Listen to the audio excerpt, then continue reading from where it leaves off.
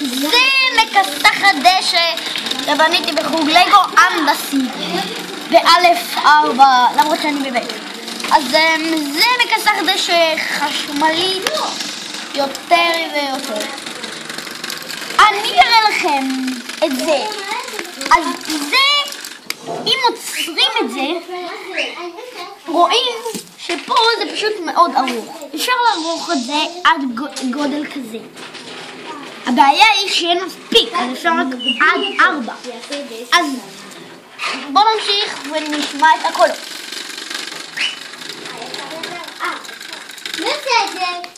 אז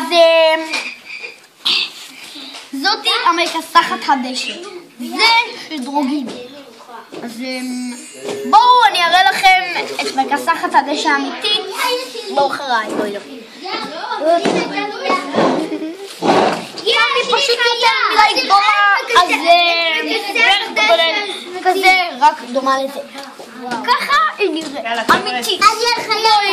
בואו אני אראה לכם סיבוב. וזו לדרך! כמו שאתם רואים זה נופל למטה, אז צריך להחזיק את זה ולהסיע את זה.